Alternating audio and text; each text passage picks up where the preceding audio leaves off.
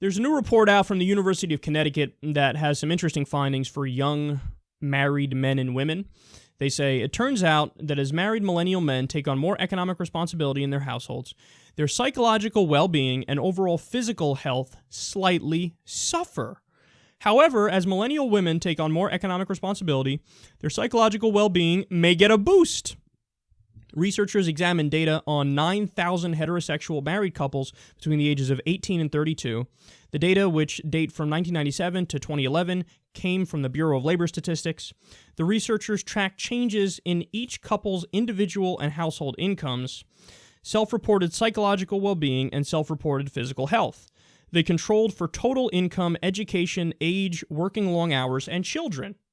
Okay, now, let me go ahead and give you the details here because they're really, really interesting. They say, quote, the researchers found that men whose wives contributed equally to the household income had an average psychological well-being score of about 3.33 on a 4-point scale, whereas men who contributed twice as much as their wives had a 3.27 score. What about men who were complete breadwinners? Their psychological well-being score was 3.17. A small decline in physical health was seen among men who contributed more as well. However, for women, the lowest psychological well-being scores, around 3.08, were associated with those who were completely dependent on their husbands.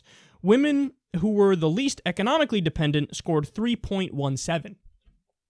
So they go on to explain that the findings of the study are that honestly, the best case scenario, at least right now in this particular time in history in the United States with our cultural situation, the best scenario is egalitarianism.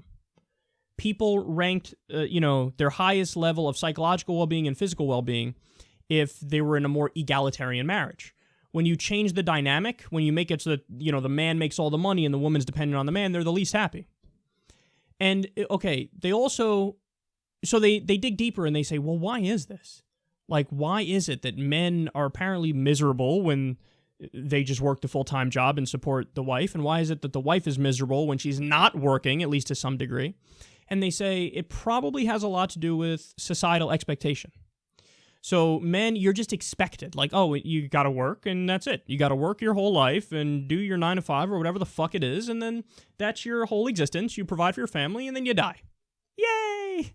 So men feel like they have to go into the workforce, so they end up taking jobs where they might make a decent amount of money, but they're not happy in their job. They fucking hate their job a lot of the times. So their psychological well-being and their physical well-being drops because they're doing something they don't want to fucking do. It's that simple. Now, they say with the women, there's not as much societal pressure to go out and to do a full-time job and to go through that. And there's more pressure in the other direction to just have a family. So when a woman enters the workforce, it's much more likely that she actually picks something that she likes to do. And if she picks something she likes to do, then when she's working, her happiness level is going to go up and her psychological and physical well-being is going to go up. So it's really interesting because it's almost like I feel like the sane people all along have been pushing for, back in the day, you could argue traditional feminism of, okay, there's an imbalance. The men do all the work. The women stay home. That's their defined role, cook and clean and yada, yada. But traditional feminists came along and said, maybe we should be more egalitarian. And then today you have just egalitarians saying, yeah, I think that's the way to go. And the evidence and the data shows that egalitarianism provides the best chance for the highest level of psychological satisfaction and physical health. So that's the answer according to the numbers and how people are self-reporting. And again, maybe that's subject to change if the cultural situations change. So maybe the results are not the same in different societies.